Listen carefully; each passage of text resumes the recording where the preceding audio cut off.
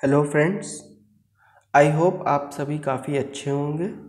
Friends, आज से हम लोग एक नई सीरीज स्टार्ट करने जा रहे हैं। यूपी पीसीएस मेंस के पेपर 5 और पेपर 6 को कंप्लीट करेंगे हम लोग। पहले पेपर 5 स्टार्ट करेंगे और फिर पेपर 6। फ्रेंड्स, मेरी कोशिश ये रहेगी कि दोनों पेपर में चैप्टर वाइज पर लेक्चर में कवर कर सकूं। और फ्रेंड्स, यहाँ पे history, geography, polity, economy, administration, governance सब कुछ डिस्कस होगा। लेकिन याद रहे, आप ये लेक्चर को देखते वक्त माइंड में रखिएगा कि ये सिर्फ यूपी स्पेसिफिक है, इसलिए उसी से रेस्ट्रिक्टेड पढ़ाया जा रहा है इस पेपर में। Overall history, overall culture, overall governance, overall कोई भी सब्जेक्ट नहीं है, ये सिर्फ यूपी स्पेसिफिक है। और जब एग्ज़ाम में आप यूपी स्पेसिफिक क्वेश्चन पे यूपी स्पेसिफिक कंटेंट लिखेंगे, एनालाइज करेंगे, तो ही आपको इन पेपर में मार्क्स अच्छे मिलेंगे। दूसरी बात, साथ ही साथ इसके यूपी के जो प्रीलिम्स में, यूपी पीसीएस के प्रीलिम्स में जो यूपी से स्पेसिफिक जो क्वेश्चंस पूछे जाते हैं, वो सारे आपके हमारे इसी नोट्स से और हमारी पीडीएफ से कवर हो जाएंगे। आप हमारे वीडियोस से देख के चाहे प्रिपेयर कर लें, चाहे हम बाद में पीडीएफ भी दे देंगे तो आप हमारी पीडीएफ भी पढ़ सकते हैं, जो आपको बेटर लगे। ये फुल एनालिसिस के साथ जो जितना भी अच्छा कंटेंट हो सकता है, उतना रिच और अच्छा कंटेंट लाने की कोशिश की गई है। और आई होप इससे आपका सब कुछ कवर हो जाएगा। यूपी का कोई भी एग्ज़ाम दीजिए, और स्पेसिफिकली पेपर 5 और पेपर 6। तो फ्रेंड्स, बिना टाइम वेस्ट किए हम लोग इसी सीरीज़ में आगे जल्दी से बढ़ते हैं और स्टार्ट करते हैं। फ्रेंड्स, जैसा कि आप देख पा रहे हैं, सबसे पहले हम लोग पेपर 5 डिस्कस करने जा रहे हैं। और पेपर 5 में पहला चैप्टर है history, civilization, culture and ancient cities of UP. Friend, इस चैप्टर को डिस्कस करने से पहले जो 2023 में पेपर 5 में जो इस चैप्टर से लिंक करके जो क्वेश्चंस आए थे, वो 2 क्वेश्चंस मैंने यहाँ पे लिखे हैं। जब चैप्टर कंप्लीट हो जाए तो उनको अपने ऑनेस्टी के साथ लिखने की कोशिश कीजिएगा और उसको स्कैन करके भेजिएगा हमारे टेलीग्राम चैनल पे। हम ज़रूर उसको इवेलुएट करके आपको फीडबैक देंगे। तो चलिए स्टार्ट करते हैं। फ्रेंड, जैसा कि आप जानते हैं कि यूपी की हिस्ट्री, यूपी का कल्चर, यूपी का सिविलाइजेशन, यूपी की सिटीज़, सब कुछ इतने एंशिएंट हैं, सब कुछ इतने इम्पॉर्टेंट हैं, इतने ज़्यादा रिच हैं, हर तरह से इतने ज़्यादा पुराने हैं, ओल्ड हैं, कि उनका इंट्रोडक्शन अगर हम करें तो इस तरह से कर सकते हैं कि और बहुत सारे वेरियस कल्चर्स भी बाहर से आके हमारे यूपी के कल्चर में एसिमिलेट हो गए। तो UP, Uttar Pradesh shows a Confluence of different cultures and a distinctive symbol of the Ganga Jamuni civilisation. तो जब इंट्रोडक्शन हम दे रहे हैं तो इसका इस तरह से देंगे कि ये जो कीवर्ड्स हैं इनको ज़रूर लिखिएगा, अदरवाइज़ आपको मार्क्स नहीं मिलेंगे। गंगा जमुनी सिविलाइजेशन है, 4000 ईयर्स है, महाभारत वॉर का ये हाल्ट है, आर्यंस और दसाज ने इसे ऑक्यूपाई किया था, बुद्धिज़्म और जैनिज़्म यहाँ डेवलप हुए हैं। और जैसा कि ओवरऑल इंडिया की हिस्ट्री हम लोग 3 पार्ट्स में पढ़ते हैं, एंशिएंट, मेडिवल और मॉडर्न, उसी तरह से हम लोग यूपी की हिस्ट्री को भी इन 3 पार्ट्स में पढ़ेंगे। तो सबसे पहले हम लोग एंशिएंट हिस्ट्री की बात कर लें तो जो पैलियोलिथिक सिविलाइजेशन यूपी का है, उसमें कुछ साइट्स हैं और वहाँ पे क्या क्या रिमेन्स मिले हैं वो हम लोग देखना चाहेंगे। तो जैसा कि आपका हो गया पैलियोलिथिक में सोनभद्र हो गया, जो कि सिंगरौली वैली इसकी बहुत ही इम्पॉर्टेंट है, जहाँ पे एंशिएंट रिमेन्स मिले हैं। मिर्ज़ापुर है, बेलन वैली ऑफ प्रयागराज है, और आपका चकिया ऑफ चंदौली है। ठीक है फ्रेंड, क्या फाइंडिंग्स मिली हैं? जो साइट्स हैं, जैसे बेलन वैली की लोहडानाला, ये साइट पे मदर गॉडेस के बोन्स से बने हुए स्टैच्यू मिले हैं। प्रतापगढ़ के सराय नहर राय और महादह में आपको ह्यूमन स्केलेटन और 8 पिट हार्ट्स मिले हैं। ठीक है, 8 पिट हार्ट्स। प्रयागराज की 12 तहसील है, उनमें से एक तहसील है मेजा, वहाँ के चोपानी मांडो, वहाँ पे आपको हट्स और पॉटरी के रिमेन्स मिले हैं। और उसी तरह प्रयागराज की एक इम्पॉर्टेंट प्लेस है कोलडीहवा, जहाँ पे राइस के एविडेंस मिले हैं और प्रोबेबली इसको समझा जाता है कि ये ओल्डेस्ट मतलब सबसे अर्लीस्ट प्लेस है जहाँ पे राइस के एविडेंस मिले हैं। ठीक है, अब इसी सीरीज़ में हम लोग महाजनपद देखेंगे आगे, और ख़ासकर वो महाजनपद देखेंगे जिनकी प्रेजेंस यूपी में है। ओवरऑल महाजनपद आप सभी जानते हैं कि 16 है, अगर आपने हिस्ट्री पढ़ी है। जिसने नहीं पढ़ी तो कोई बात नहीं, उनको बता देता हूँ। महाजनपद जो है वो 16 है, जिनमें से 8 यूपी में पाए गए। अब देख लीजिए इसकी कुछ स्पेसिफिक बातें, किस पीरियड से किस पीरियड तक मिला है महाजनपदों का डेवलपमेंट हुआ है। 6 से लेके 4 सेंचुरी BCE, बिफोर क्राइस्ट। और हाँ, एक इम्पॉर्टेंट बात बताना आपको भूल गया, ये सेकेंड अर्बनाइजेशन पीरियड बोला जाता है। फ्रेंड, फर्स्ट अर्बनाइजेशन पीरियड किसे बोला जाता है वो आप लोग कमेंट करके बताइए। जिसको पता है अच्छी बात है, जिसको नहीं पता है वो सर्च करके, जो पहली बार नई स्टार्टिंग प्रिपरेशन में है वो सर्च करके बताए, उसकी प्रिपरेशन बेहतर होगी। कमेंट करके बताइए। अच्छा, ईस्टर्न यूपी और वेस्टर्न बिहार के रीजन को कवर करता है, ये स्पेसिफिकली कवर करता है। वैसे तो ओवरऑल ये यूपी के वेस्टर्न यूपी को भी कवर करता है, दिल्ली को भी कवर करता है।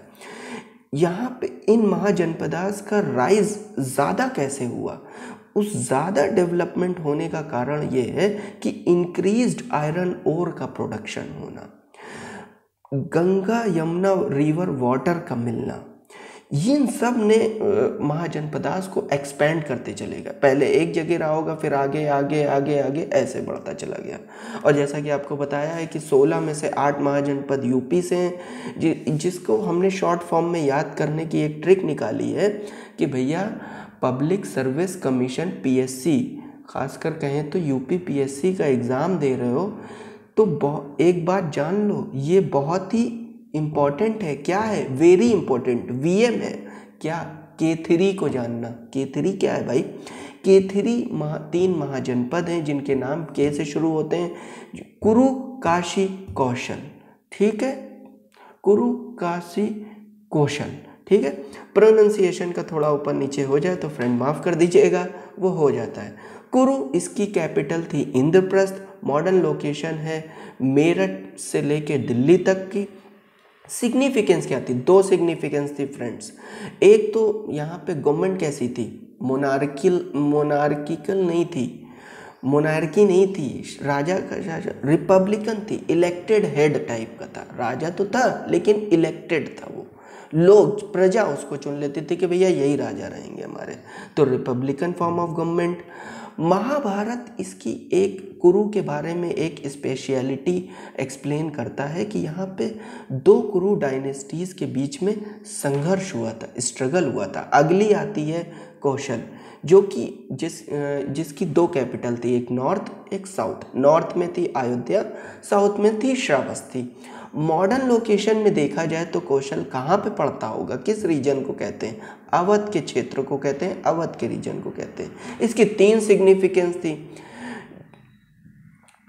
जो शाक्य थे ना, कपिल वस्तु के, उनकी ये टेरिटरी थी। कैसी टेरिटरी थी? रिपब्लिकन टेरिटरी थी। Again Republic, elected head. और कपिल वस्तु में एक जगह है लुम्बिनी, जो कि लॉर्ड बुद्धा का बर्थ प्लेस है। और इम्पॉर्टेंट, किंग कौशल के कौन हुए? प्रसेनजीत, जो बुद्धा के कंटेम्प्रेरी भी थे। ठीक है, पंचाल की बात करें, इसकी भी 2 कैपिटल थी। North capital Ahichhatra, south capital Kampilya. ठीक है, मॉडर्न लोकेशन में क्या है?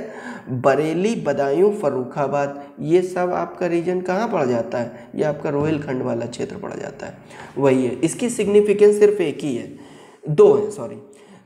एक तो कन्नौज यहाँ पे लोकेटेड है। कन्नौज होने का सिग्निफिकेंट होना क्या मतलब है, कन्नौज आगे बताऊंगा। ट्राइपार्टाइट स्ट्रगल हुआ और कन्नौज हर्षवर्धन की राजधानी थी, इन सब पॉइंट ऑफ व्यू से बहुत इंपॉर्टेंट। और जिसका कन्नौज पे कब्जा, उसका नॉर्थ पे कब्जा, इस टाइप का उस टाइम में एक एरा था जो चलता था, माना जाता था। तो मोनार्की, पहले मोनार्की थी पंचाल में, फिर वो शिफ्ट होके रिपब्लिकन फॉर्म ऑफ गवर्नमेंट हो गई। अगला इसी सीरीज में देखते हैं शूरसेना। इसकी कैपिटल क्या थी भाई, मथुरा थी, आज भी उसको मथुराई के नाम से जाने जाते हैं। शूरसेना या शुरा सेना, जो भी कह लिए, दो सिग्निफिकेंस थी। एक तो लॉर्ड कृष्णा की यहाँ पे वर्शिप होती है, उसका सेंटर है, मेगास्थनीज ने इसको मेंशन किया। तो सोच लीजिए मेगास्थनीज के टाइम से लॉर्ड कृष्णा की वर्शिप वहाँ पे होती आ रही है। दूसरा, शूरसेना के जो इम्पोर्टेंट किंग थे वो अवंतीपुरा थे। वो कौन थे भाई, लॉर्ड बुद्धा के शिष्य थे, डिसाइपल थे। ठीक है, इसी सीरीज में अगला महाजनपद है आपका वत्सा या वत्स कह लीजिए। इसकी कैपिटल थी कौशाम्बी, मॉडर्न लोकेशन में प्रयागराज। अब आप कहेंगे आज के वक्त में मैप देखो भैया, तो कौशाम्बी वेस्ट में प्रयागराज के पड़ता है, मतलब एक अलग डिस्ट्रिक्ट है, प्रयागराज एक अलग डिस्ट्रिक्ट है। तो आप कैपिटल किसी दूसरी डिस्ट्रिक्ट के कैसे भाई, उस 1997 में कौशाम्बी प्रयागराज से अलग हुआ है। उससे पहले तो प्रयागराज का ही हिस्सा कौशाम्बी होता था और एंशिएंट सिटी कौशाम्बी की अपनी एक सिग्निफिकेंस है लॉर्ड बुद्धा की वजह से। अब वहाँ पे चार इंपॉर्टेंट चीज़ें थी। वत्स को वंश भी बोलते थे, वंश के नाम से भी जाना जाता है। दूसरा, ये जो यमुना रिवर है उसके किनारे पे बसे हुआ शहर था क्या, आज भी है।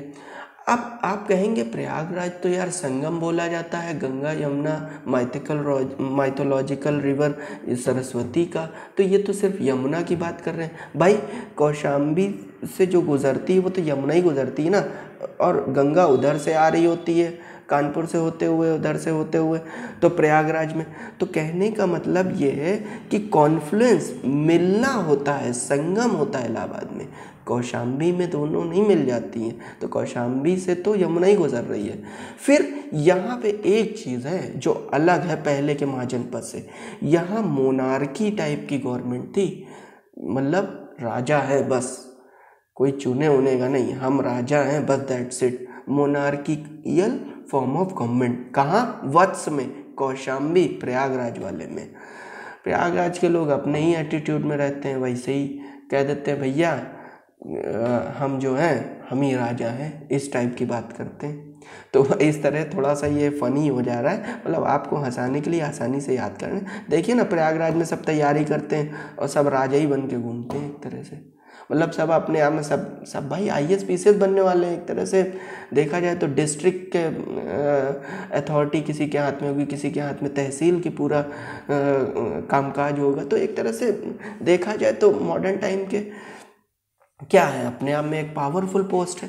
तो उस हिसाब से उस टाइम में मतलब सबका अपना वैसा ही एटीट्यूड, ये मतलब कोई इसका लिंक नहीं है, मगर ऐसे याद करने के लिए बता रहा हूँ।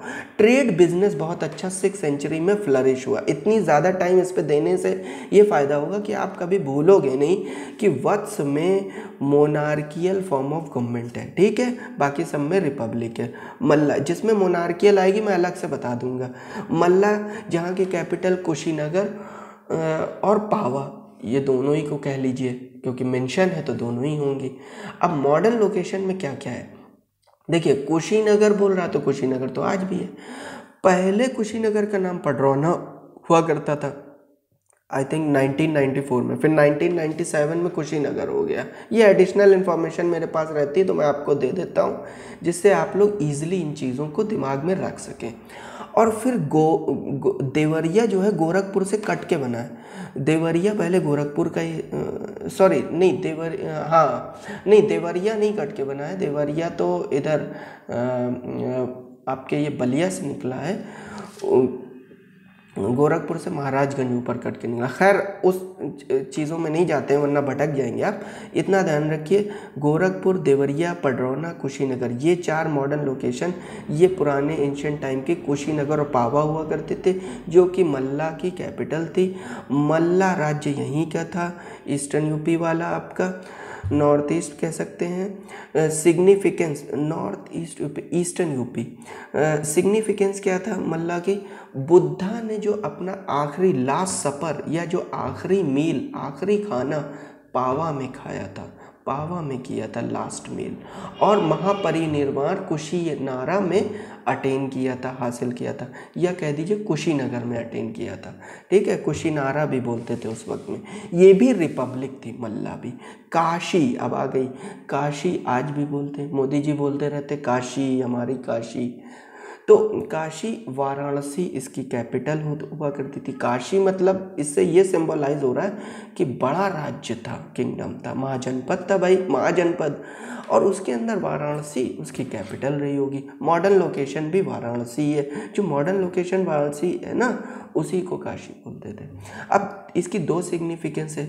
सिटी का नाम दो रिवर के नाम पे रखा गया, एक वरुणा और एक असी रिवर, ये बनारस की हैं।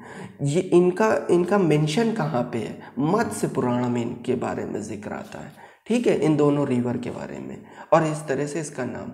कौशल ने बाद में क्या हुआ, कुछ टाइम बाद कौशल ने जो है काशी को टुक ओवर कर लिया, मतलब अपने अंडर ले लिया।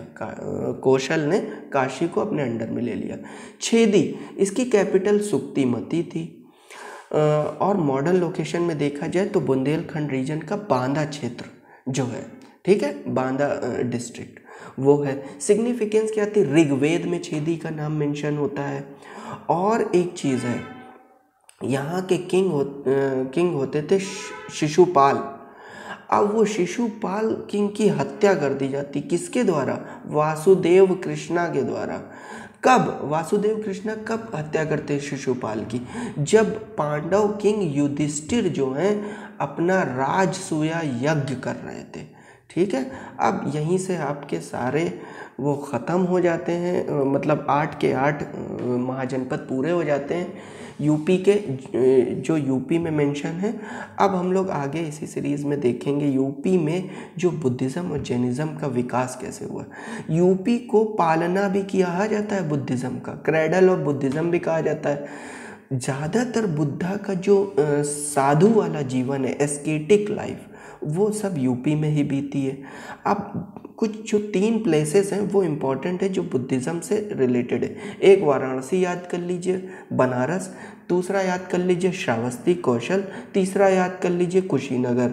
वाराणसी क्यों है, क्योंकि पहला सरमन वाराणसी से 15 किलोमीटर या कुछ डिस्टेंस पे आप आगे चलेंगे तो सारनाथ है, एक तरह से उस टाइम वाराणसी का ही हिस्सा था, वाराणसी का। तो धर्म चक्र प्रवर्तन भी इसे बोला जाता है, क्योंकि पहला सरमन बुद्धा ने यहाँ दिया। धमेक स्तूप यहीं सारनाथ में लोकेटेड है बुद्धा का।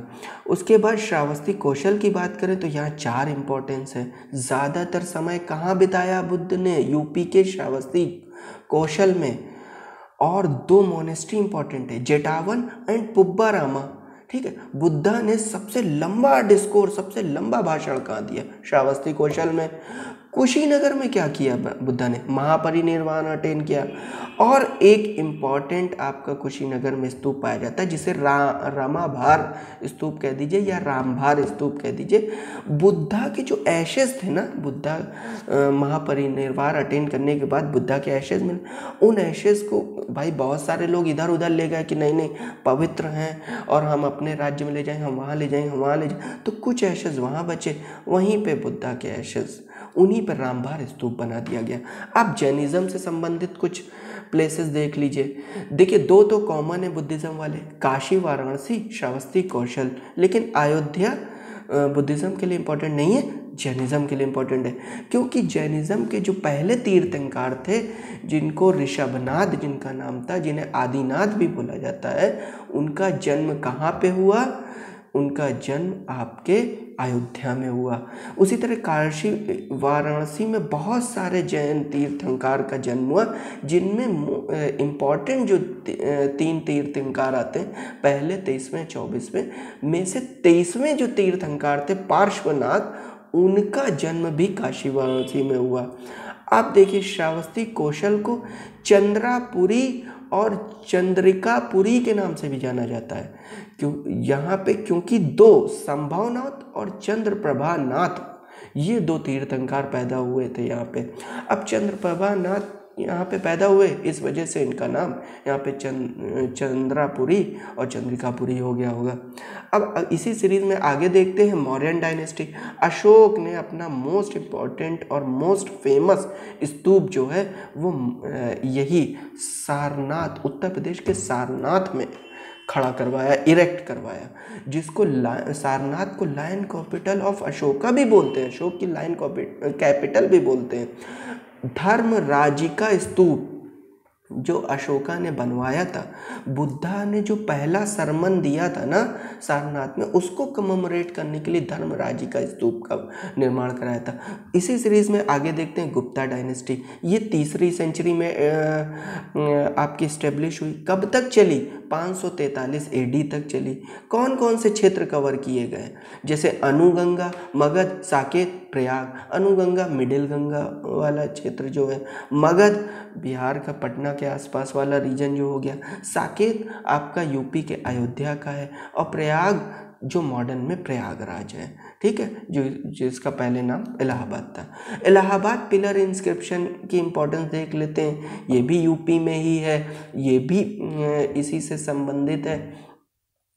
तो जो गुप्ता पीरियड के जो फाउंडर थे गुप्ता एम्पायर के, श्री गुप्ता और उनके बेटे घटोत्कच, इन दोनों का नाम इन दोनों को एज ए महाराजा एड्रेस किया गया है। ये मेंशन कहाँ पे है? इलाहाबाद के पिलर इंस्क्रिप्शन में है। और बता दें, समुद्रगुप्त इसी सीरीज में आगे जो चंद्रगुप्त फर्स्ट के बेटे थे, उनके द्वारा कौन कौन से देश कॉन्क्वेयर किए गए, जीते गए, और गुप्ता एम्पायर को उन्होंने किस तरह से फैलाया, ये मेंशन किया गया है इलाहाबाद पिलर इंस्क्रिप्शन में। चंद्रगुप्त फर्स्ट की अगर बात करें तो ये पहले इम्पॉर्टेंट किंग थे गुप्ता एम्पायर के, इनको क्या बोला गया? इनको सिर्फ महाराजा नहीं बोला गया, इनको महाराजा धीराजा बोला गया है। समझ गए? एक कदम आगे इन्होंने क्या किया, मगध, साकेत, प्रयाग, इन सबको अपने रूल गुप्ता डायनेस्टी के अंदर ले आए। पाटलिपुत्र चंद्रगुप्त वन की कैपिटल हुआ करती थी। अब ये देख लेते भैया, ये तो सारी उपलब्धियां आपने गिना दी गुरुजी यूपी में जो हुई हैं गुप्ता एम्पायर की।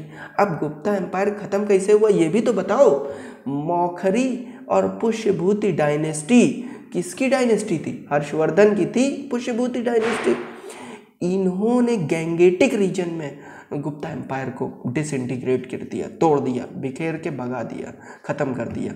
और वेस्टर्न जो रीजन था गुप्ता एम्पायर का, गुर्जर और प्रतिहारा ने उसको डिसइंटीग्रेट कर दिया। इसी बात में जब पुष्यभूति एम्पायर की बात हुई, अब जब पुष्यभूति एम्पायर आया तो भाई उसमें हर्षवर्धन के बारे में पढ़ते हैं। हर्षवर्धन एक्चुअली वर्धन और पुष्यभूति डायनेस्टी के फाउंडर थे।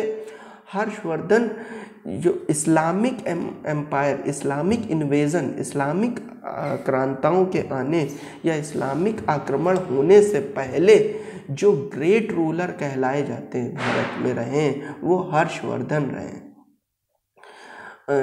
मॉडर्न थानेश्वर जो है, मॉडर्न हरियाणा में जो थानेश्वर है वहाँ से थे।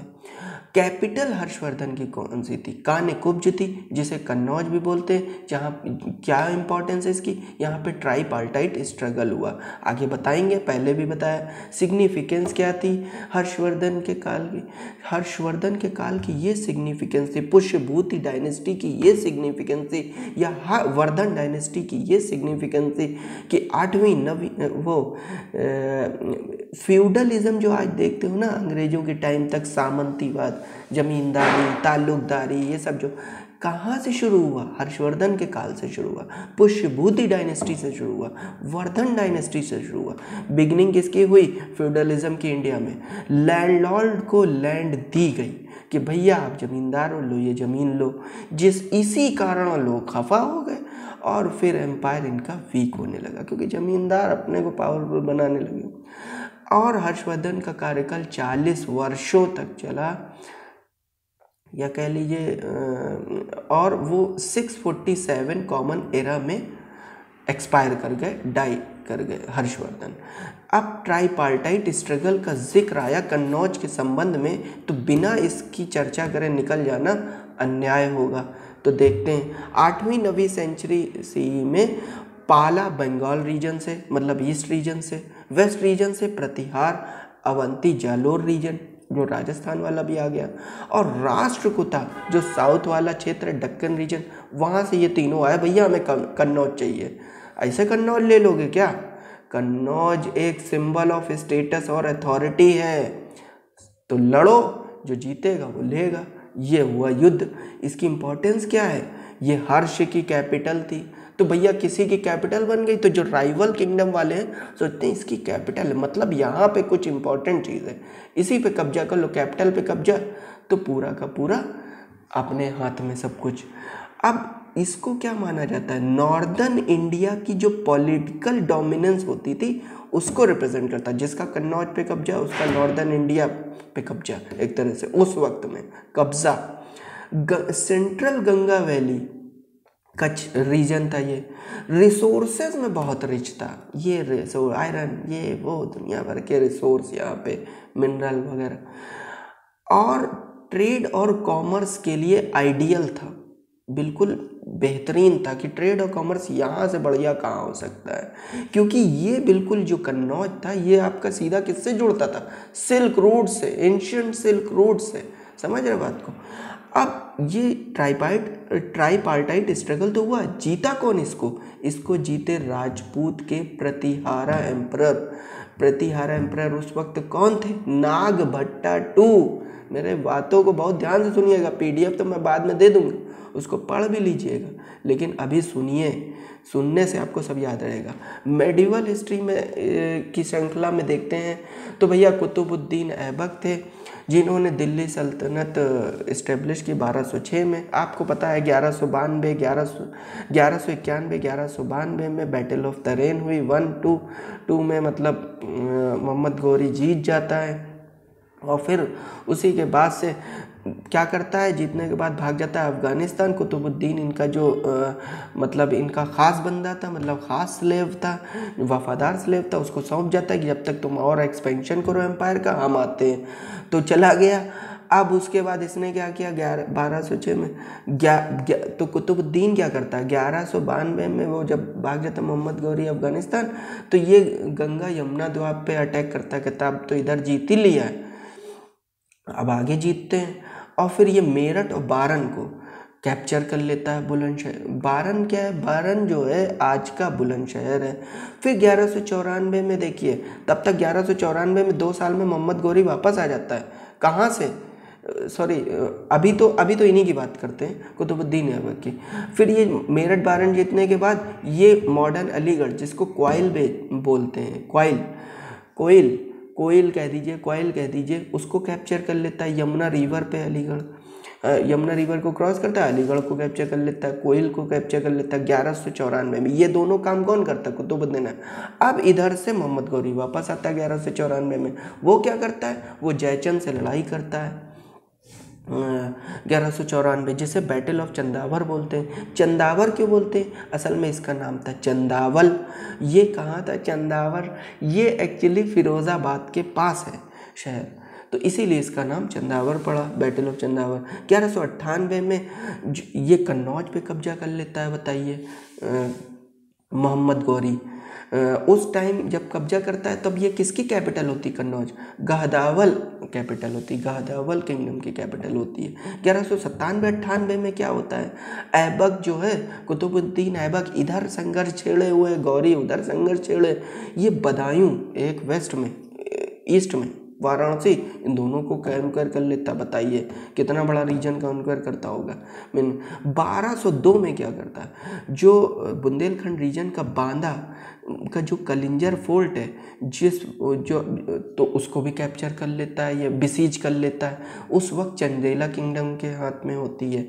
दिल्ली सल्तनत की बात करें तो 1206 से 1526 तक स्लेव डायनेस्टी, 1206 से 1290 तक कुतुबुद्दीन ऐबक इसका फाउंडर होता है, जिसको ममलूक डायनेस्टी बोलते हैं क्योंकि ये ममलूक होता है। ममलूक क्या होता है? ममलूक आपका जो है स्लेव को बोलते हैं। कैपिटल कुतुबुद्दीन ऐबक की लाहौर होती है, लेकिन नाम दिल्ली सल्तनत, कैपिटल लाहौर, इसीलिए तो आगे तो चलो सर, आगे रियल फाउंडर दिल्ली सल्तनत का इल्तुतमिश को बोला जाता है। क्यों? क्योंकि भैया इल्तुतमिश जो है रूल करते हैं दिल्ली से, लाहौर से नहीं। कुतुबुद्दीन से कहते हैं कि तुम तो यार बेवकूफ़ हो, तुम लाहौर से कर रहे हो। अब देखिए थोड़ा सा हंसी मजाक, आपको हंसी भी आ जाए। अब इल्तुतमिश क्या है? ये भैया कहते हैं इन तीनों पे मेरा कब्जा है। किस पे? बदायूं पे। बदायूं बड़ा सेंटर था तगड़ा।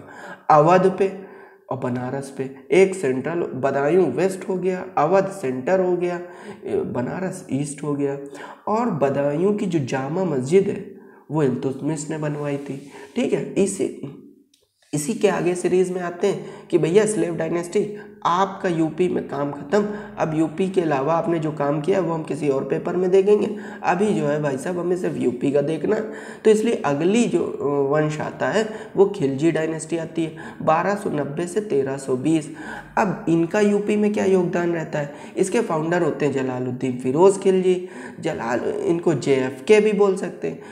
जलालुद्दीन फिरोज़ खिलजी ये सिर्फ फाउंडर हैं, इन्होंने यूपी में कुछ ना किया भैया। किया इन्होंने अपॉइंट किया, इन्होंने खुद कुछ नहीं किया, लेकिन इन्होंने अपॉइंट किया गवर्नर।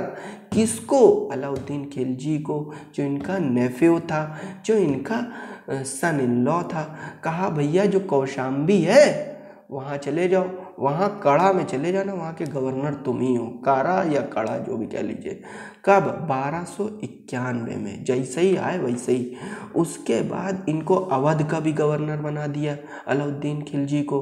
किसने? JFK ने, जलालुद्दीन फिरोज़ खिलजी ने अलाउद्दीन खिलजी को अवध का 1296 में गवर्नर बनाया। फिर अलाउद्दीन खिलजी ने एक युद्ध लड़ा और उसमें मंगोलों को भी हरा दिया। वाह भाई क्या बात है। बैटल ऑफ अमरोहा, मंगोलों को हरा दिया अलाउद्दीन खिलजी ने। ये भी अमरोहा कहाँ? यूपी में है, मुरादाबाद के साउथ में है। कौन से? रोहिलखंड क्षेत्र में आता है, रीजन में आता है। फिर अगेन यूपी में इम्पॉर्टेंट इवेंट हुई। इसके बाद जल्दी से आ जाते हैं भाई तुगलक डायनेस्टी 1320 से 1414। इसके फाउंडर कौन थे? गयासुद्दीन तुगलक। इन्होंने भैया राजा वाजा बनने के बाद अपने को एक टाइटल दे दिया गाजी मलिक, विक्टोरियस मतलब गाजी। उसके बाद क्या होता है भैया? फिरोज शाह तुगलक, FST जिन्हें बोला जाता है। FST अगले राजा आते हैं FST साहब। ये 2 शहर उत्तर प्रदेश के जिनको बसाते हैं, जिनको फाउंड करते हैं। जौनपुर फिरोज शाह तुगलक की देन, फिरोज़ाबाद तुगलकाबाद भी उस वक्त में बोला जाता था। और एक कैनाल बनाते हैं, वेस्टर्न यमुना कैनाल का कंस्ट्रक्शन कराते हैं। कौन? Firoz Shah Tughlaq, FST। Agricultural importance की वजह से इरिगेशन पे बहुत ध्यान देता है ना फिरोज शाह तुगलक। अपने टाइम में एग्रीकल्चर को इसने बहुत फ्लरिश किया। ताज कैनाल भी बोलते हैं। सैयद डायनेस्टी 1414 से 1451 तक आई। इसके फाउंडर थे खिज़्र खान। इन्होंने कोई ख़ास काम यूपी में किया नहीं। लोधी डायनेस्टी 1451 से 1526 आखिरी डायनेस्टी दिल्ली सल्तनत की। इसके बाद आपको बताते हैं आगे कौन आते हैं। मुग़ल आते हैं। बहलोल लोधी इसके फाउंडर थे। बहलोल लोधी क्या करते हैं? जो शर्की डायनेस्टी एक होती है जौनपुर सल्तनत में, उसको कॉन्क्वेयर कर लेते हैं। अच्छा, शर्की डायनेस्टी का जिक्र आया तो ये ज़रा सा जान लेते हैं कब से कब तक होती है। 1394 से 1489 तक, 1479 तक। फाउंडर कौन होते हैं? मलिकुल शर्क होते हैं। कैपिटल कौन होती है? जौनपुर होती है। अब इसी सीरीज़ में लोधी डायनेस्टी में और कौन राजा यूपी में कोई ख़ास इवेंट करता है? आगरा 1504 में इसका फाउंड करने वाले, इसको डेवलप करने वाले, इसको बसाने वाले सिकंदर लोधी, वो क्या करते हैं, आगरा जब बसा देते तो आगरा इतना पसंद सिकंदर लोधी को 1504 में आ जाता है कि भैया वो अपनी कैपिटल दिल्ली से आगरा ले आते हैं। एक देखिए बंदा लाहौर में कैपिटल बनाता है कुतुबुद्दीन ऐबक, जिसको दिल्ली लाते हैं इल्तुतमिश, और दिल्ली को आगरा ले आते हैं आखिरी वक्त में लोधी साहब, ये सिकंदर लोधी। ठीक है, अब उसके बाद मुगल डायनेस्टी की बात कर लें। इसका फाउंडर कौन था? बाबर था। 4 डिसाइसिव इसने बैटल लड़ी जो निर्णायक थी, मतलब जिनसे हिस्ट्री पलट गई, जिनसे मतलब सल्तनतें पलट गई। बैटल ऑफ पानीपत लड़ी, इब्राहिम लोधी के अगेंस्ट लड़ी थी बाबर ने, 1526 में इब्राहिम लोधी को हरा दिया। बैटल ऑफ खानवा बहुत इंपॉर्टेंट बैटल थी ये तो, समझ लो 1527 में, इसमें इसने राणा सांगा को हराया बाबर ने। बैटल ऑफ चंदेरी 1528 में लड़ी। बैटल ऑफ घाघरा रिवर के पास 1529 में। इसको पीके सीजी की तरह याद कर लीजिए। ये 4 पीके सीजी लड़ी किसने? बाबर ने। हुमायूं ने क्या किया? हुमायूं ने एक बैटल लड़ी, बैटल ऑफ चौसा, बक्सर में, बिहार में 1539 में। ये सिर्फ इंट्रोडक्टरी है। आगे यूपी में क्या किया? बैटल ऑफ बिलग्राम कन्नौज लड़ी 1540 में हुमायूं ने। यूपी में किसके बीच हुई थी? हुमायूं और शेरशाह के बीच, जिसे शेर खान भी बोलते हैं। फिर आपको रेस्ट इज़ द हिस्ट्री, आपको पता ही है, हरा दिया शेरशाह ने, इनको भगा दिया। फिर ये 1555 में आते हैं, 1556 तक रहते हैं, फिर ये मर जाते हैं हुमायूं। तो ये सब चूँकि इसका हिस्सा नहीं है, वीडियो बहुत लंबा हो जाएगा, ऑलरेडी लंबा हो रहा है, इसलिए मैं ये सब रेस्ट अलग यूपी के बाहर की हिस्ट्री को इसमें डिस्कस नहीं करना। वरना आप जानते हैं मुझे पता सब कुछ है, मैं यहाँ कर सकता हूँ, लेकिन ये है कि हमें रिस्ट्रिक्टेड रहना है यूपी पे, इमोशनल नहीं होना है, सिर्फ काम की चीज़ निकालनी। अकबर 1569 में अकबर ने कलिंजर बांधा कलिंजर फोर्ट को कॉन्क्वेर कर लिया। किससे? रामचंद्र से। अकबर ने अकबर फोर्ट बनवाया, अकबर ने आगरा से रूल किया, अकबर ने नया शहर new city Fatehpur Sikri found किया। कब? अकबर ने 1571 में फाउंड किया, और 1571 से 1585 तक, 1571 से 1585 तक कैपिटल बना दिया अकबर ने। बीरबल, तो जो नवरत्न थे अकबर के, उनमें से 2 नवरत्न यूपी से थे। बीरबल कालपी से थे, कालपी आप देखेंगे कानपुर के आगे शायद पड़ता है, और टोडरमल ये भी यूपी से थे। अकबर ने क्या किया? अपना मसोलियम बनवाया। कहाँ पे? आगरा के आउट स्कर्ट में, बाहरी क्षेत्र में, आउटर एरिया में, सिकंदरा में। जहांगीर ने जहांगीराबाद पैलेस बनवाया। कहाँ पे? फतेहपुर सीकरी में। शाहजहां ने खुद को क्राउन किया, मतलब एक तरह से शहनशाह बने शाहजहां आगरा फोर्ट में। ये इवेंट हुई। औरंगज़ेब ने क्या किया? बैटल ऑफ धर्मट लड़ी, ये कैमूर एमूर के आसपास है बिहार के, जो अप्रैल 1658 में। लेकिन बिहार की चीज़ें तो हम डिस्कस कर नहीं रहे, लेकिन रेफरेंस तो देना पड़ता है ना भाई, डायरेक्ट यूपी का कैसे दे दोगे? थोड़ा सा जितना ज़रूरी उतना तो पीछे का बताएंगे। बैटल ऑफ समूहगढ़ लड़ी गई औरंगज़ेब के द्वारा। कहाँ?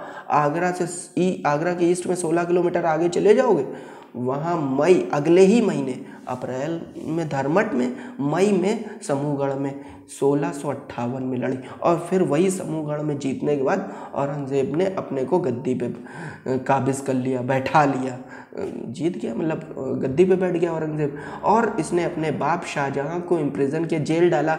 ये तो हम नहीं डिस्कस करते, लेकिन इसलिए डिस्कस कर रहे हैं क्योंकि इसने ये काम आगरा फोर्ट में किया है। बार बार याद करा रहा हूँ, वही चीज़ें डिस्कस हो रही हैं, वही चीज़ें डिस्कस करना ज़रूरी जो यूपी में हुई हैं, क्योंकि ये यूपी स्पेसिफिक पेपर है। इसके अलावा लिखेंगे तो नंबर नहीं मिलेगा, यूपी की चीज़ें ही लिखेंगे तो ही बेहतर नंबर मिलेगा, क्योंकि यूपी का पेपर है। आगरा की इंपॉर्टेंस बता दीजिए। ये सेंटर ऑफ गवर्नेंस था मेडिवल टाइम में, एजुकेशन का मेन सेंटर था मुग़ल पीरियड में। दीन इलाही धर्म जो अकबर ने बनाया था, वो उसका बर्थ प्लेस भी आगरा ही था। मुग़ल टाइम में इंडिगो का कल्टीवेशन होता था आगरा में। नूरजहाँ जो उन्होंने अपने फादर का टॉम इतमादुद्दौला आगरा में बनवाया। आगरा फोर्ट में जहांगीर ने जंजीर अदल गोल्डन चेन ऑफ जस्टिस को इंस्टॉल कराया। शाहजहां ने ताजमहल, दीवान आम, दीवान खास और मोती मस्जिद आगरा में बनवाई। मॉडर्न हिस्ट्री की बात करें तो बैटल ऑफ बक्सर 22 अक्टूबर 1764 को ब्रिटिश ईस्ट इंडिया कंपनी और तीन इंडियन पावर्स की फोर्सेस ने मिलके, कौन कौन, nawab of Bengal Mir Qasim, nawab of Awadh Shujauddaula, Mughal emperor Shah Alam two, इन तीनों मिल के लड़े। उसके बावजूद ब्रिटिश मतलब तीनों हार गए। फिर उसके बाद जो है बंगाल, बिहार और पार्ट्स ऑफ यूपी पे ब्रिटिशर्स का कब्जा हो गया। उसके बाद ट्रीटी ऑफ इलाहाबाद, उसके बाद क्या मतलब वही ट्रीटी ऑफ इलाहाबाद से ही ये सब चीज़ें हुई। कब्जा करने के बाद फिर ट्रीटी ऑफ इलाहाबाद साइन हुई 1765 में, जिसमें मुगल एम्परर शाह आलम टू ने दीवानी राइट दे दिए बंगाल, बिहार और उड़ीसा के ब्रिटिश को, और कह दिया भैया रेवेन्यू कलेक्शन करो, एडमिनिस्ट्रेशन भी तुम ही चलाओ। मराठा हेजिमनी कैसे ख़त्म की, ब्रिटिशर्स ने मराठाओं का वर्चस्व ख़त्म किया। भैया मराठाओं का वर्चस्व तो देश में बहुत जगह था, हमें मतलब है सिर्फ यूपी में कहाँ पे था। तो यूपी के रोहिलखंड एरिए में जब 18वीं सेंचुरी में मुगल ख़त्म हो गए थे, मुगल एम्परर बेकार, उसके बाद एक पावर वैक्यूम पैदा हो गया। कौन रूल कर रहा भैया, कोई नहीं रूल कर रहा। तो मराठाओं ने देखा ये खाली कैसे, कब्जा कर लिया। रोहिल्ला से लड़े, कमज़ोर थे, इनको कहा भागो, 1788 में हटा के उसके बाद मराठा बैठ गए। लेकिन ये चीज़ देखी ना गई ब्रिटिशर्स से। ईस्ट इंडिया कंपनी 1803 में सेकेंड एंग्लो मराठा वॉर हुई, ब्रिटिश ईस्ट इंडिया कंपनी ने मराठा को हरा दिया। सूजरेनिटी ईस्ट इंडिया कंपनी की वर्चस्व स्थापित हो गया, कहाँ पे, मराठा के रीजन में। अब देखिए लखनऊ और अवध में इन्होंने अपना कैसा वर्चस्व जमाया। भैया ट्रीटी ऑफ फैजाबाद 1775 में हुई। कब हुई, 1775 में। 1775 में कौन रूल कर रहा था, एक्चुअली असफुद्दौला अवध में रूल कर रहे थे, और उन्होंने ट्रीटी ऑफ बनारस, वो बनारस की टेरिटरी फोर्सफुली वॉरेन हेस्टिंग ने असफुद्दौला से ले ली। फिर उसके बाद किराया भी बढ़ा दिया, कहा भैया जो अवध में हमने आर्मी लगा रखी है उसका पैसा ज़्यादा अब दो, अब कम पैसे पे बात नहीं होगी। तो असफुद्दौला देना पड़ा। अवध का एनेक्सेशन कैसे कर लिया, कह दिया भैया रूल नहीं कर पा रहे, माल एडमिनिस्ट्रेशन है, मिस रूल हो रहा है। तो वाजिद अली शाह उस टाइम वो थे, वहाँ के नवाब थे अवध के। 1856 में वाजिद अली शाह से कहा अब आप किनारे हो, हमें चलाने दो। Revenue policy British east India company की एक्सप्लॉयटेटिव थी। क्या, जैसे इन्होंने इंटरमीडियरी को लगा रखा था रेवेन्यू वसूलने के लिए, ज़मींदार को, ज़मींदारी सिस्टम आ चुका था 1793 में, कॉर्नवालिस ले आया था, वही चल रहा था। और ज़मींदार को हेरिडिटरी राइट्स भी दे दिए थे, भैया बाप मरेगा बेटा, बेटा मरेगा उसका बेटा, बेटा उसका बेटा, ऐसे चला दिया था। कितना 1857 का रिवोल्ट हुआ, ये आपको पता है, मैंने लिखा नहीं है, लेकिन ये नॉर्मल हिस्ट्री में आप लोग पढ़ते हैं कि भाई कानपुर से नाना साहेब तात्या तोपे, इलाहाबाद से मौलवी लियाकत अली, लखनऊ से बेगम हज़रत महल, इस तरह से फैज़ाबाद से मौलवी अहमदुल्ला, और उसी तरह बरेली से, मतलब तमाम जगह से यूपी में कहाँ का। उसके बाद रेजिडेंसी, ब्रिटिश ने क्यों इस्टेब्लिश की थी लखनऊ में रेजिडेंसी? रेजिडेंसी एक्चुअली ब्रिटिशर्स का पॉलिटिकल और एडमिनिस्ट्रेटिव सेंटर था। कल्चरल सोशल इम्पैक्ट क्या डाला ब्रिटिशर्स ने यूपी के कल्चर और सोसाइटी पे? भैया यूपी का जो आर्किटेक्चर था उसमें बदलाव आया, यूपी की पोइट्री में, यूपी के म्यूज़िक में, यूपी के कुजीन में, सब कुछ इम्पैक्ट किया लखनऊ और अवध में। वेस्टर्न एजुकेशन को भी ये ले आए भाई यूपी में, इससे पहले वेस्टर्न एजुकेशन नहीं थी। अच्छा, इसी सीरीज़ में ये सारी चीज़ें इन्होंने इम्पैक्ट की। एक इम्पॉर्टेंट बात बता दें, असफुद्दौला ने जो ये यूपी का इमाम बाड़ा है लखनऊ का, इसको 1784 में लखनऊ में असफुद्दौला ने बनवाया था। कीन्स थ्योरी को फॉलो करते थे असफुद्दौला, ये आप लोगों को पता होगा, एम्प्लॉयमेंट देने के लिए। पीजेंट मूवमेंट ब्रिटिश के टाइम में हुआ, तो 3 इम्पॉर्टेंट है, जिसमें अवध किसान सभा, एका मूवमेंट, ऑल इंडिया किसान सभा, जिसे AIKS भी बोलते हैं। अवध किसान सभा ये देख लीजिए, मेन चीज़ें इसकी कब हुई, भाई 1920s के अर्ली में, मतलब अर्ली 1920s में हुई। प्रोमिनेंट लीडर कौन था? बाबा रामचंद्र थे, अवध किसान सभा के। डिमांड क्या थी? वही सारी डिमांड जो बेचारे प्रताड़ित थे किसान, कि लैंड रिफॉर्म करो, रेंट रिडक्शन करो, रेंट कम करो, ज़मींदारी को एबॉलिश करो, फेयर ट्रीटमेंट दो, रूरल पीपल के साथ बदतमीज़ी ना करो, फार्मर्स को पॉलिटिकली और इकोनॉमिकली एम्पावर करो। और आउटपुट बाद में क्या हुआ, ये मूवमेंट जो है स्ट्रगल फॉर इंडिपेंडेंस बन गया भारत में। ठीक है, एका मूवमेंट, इसकी लोकेशन भी लखनऊ में ही थी भाई, मतलब इसकी लोकेशन लखनऊ में थी। और ये जल्दी ही एका मूवमेंट कहाँ फैल गया? हरदोई, सीतापुर और उन्नाव डिस्ट्रिक्ट में। कब स्टार्ट हुआ था? नवंबर 1921 से अप्रैल 1922 में। लीडर कौन था एका मूवमेंट का? मदारी पासी।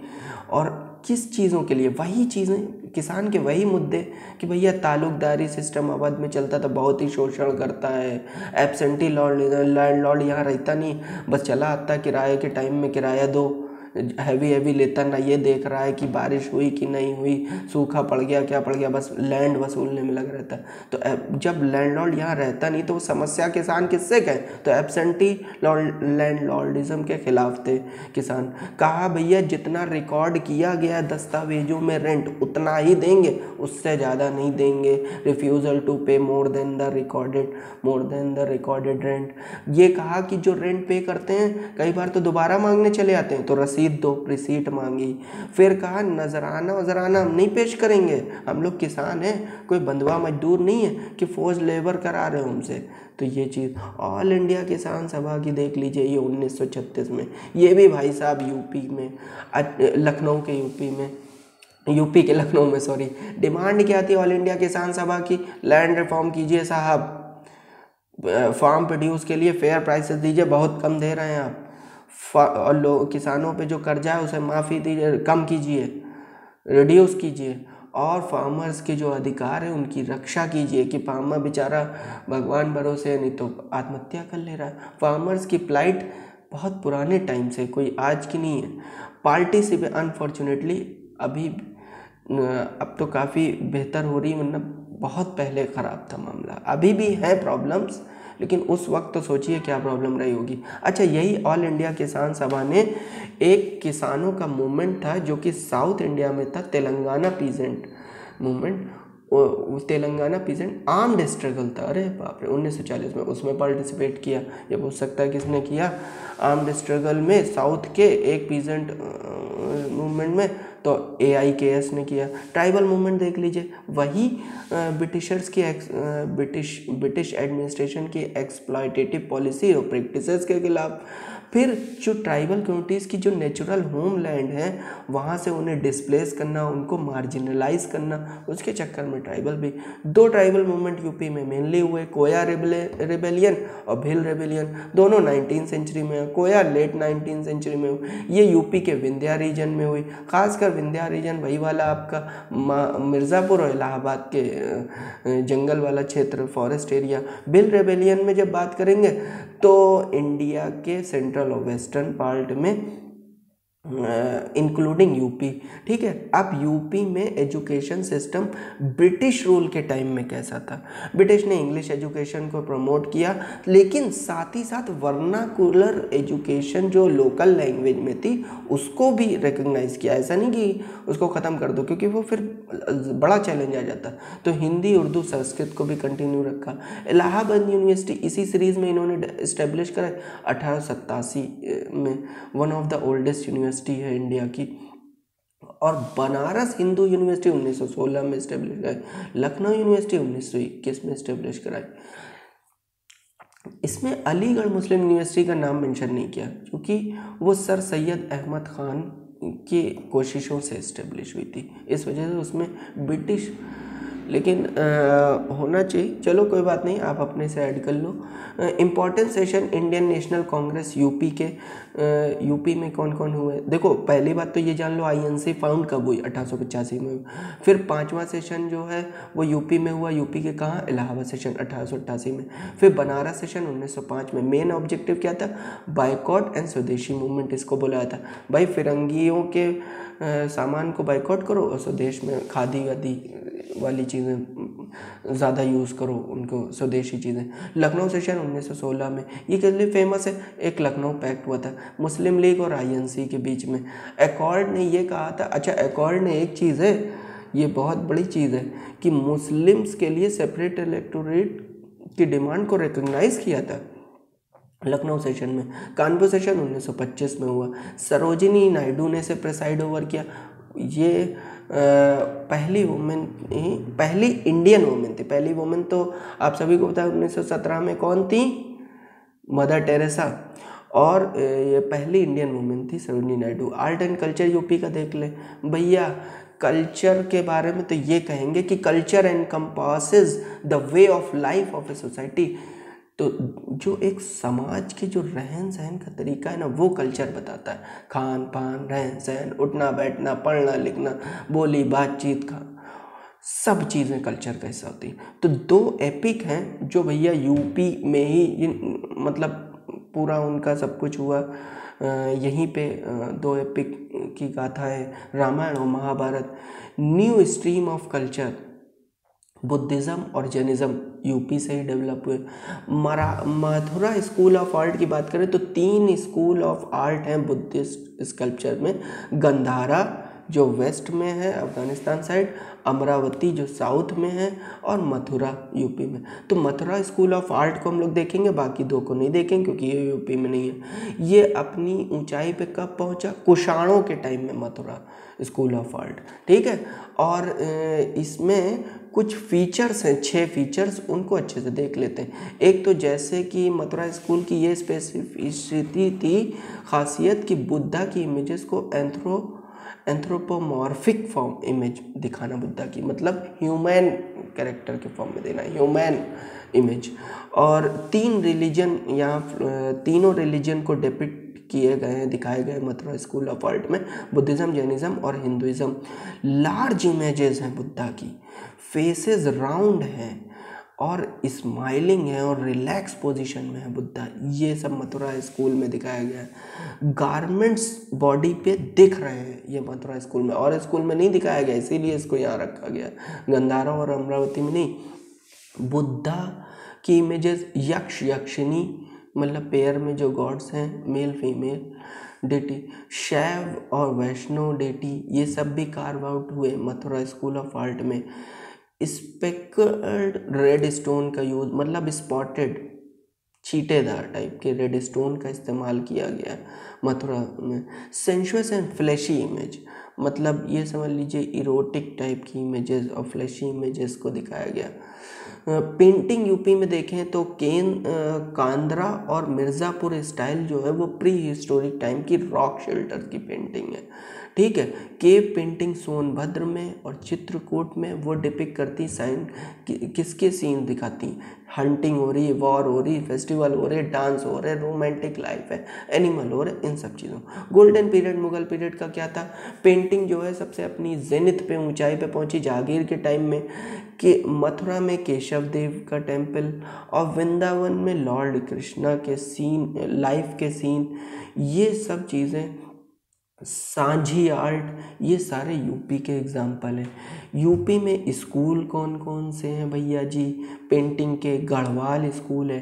क्राफ्ट की बात करें तो चिकनकारी लखनऊ की बहुत फेमस है, हैंड एम्ब्रॉयडरी, हाथों से कपड़ों पे कढ़ाई की जाती है। जरदोजी जिसमें मेटल वर्क, मेटल के वो नहीं होते हैं, आपने देखे होंगे कि सब वो मतलब मोतियाँ और ये सब लगी हुई हैं, तो वो जरदोजी मेटल, ये भी लखनऊ में होती है। जरी वर्क जो है साड़ियों पे, सिल्क साड़ियों पे जरी का काम होता है, तो वो वाराणसी में। कारपेट वीविंग मिर्ज़ापुर में, खमरिया में और भदोई में। देश की जो 90% कारपेट है वो सिर्फ यूपी से आती है। मेटल वेयर में यूपी लार्जेस्ट ब्रास और कॉपर प्रोड्यूसिंग स्टेट इंडिया में है। मुरादाबाद जो है वो फेमस ही इसी काम के लिए, ब्रास के लिए, पीतल के काम के लिए।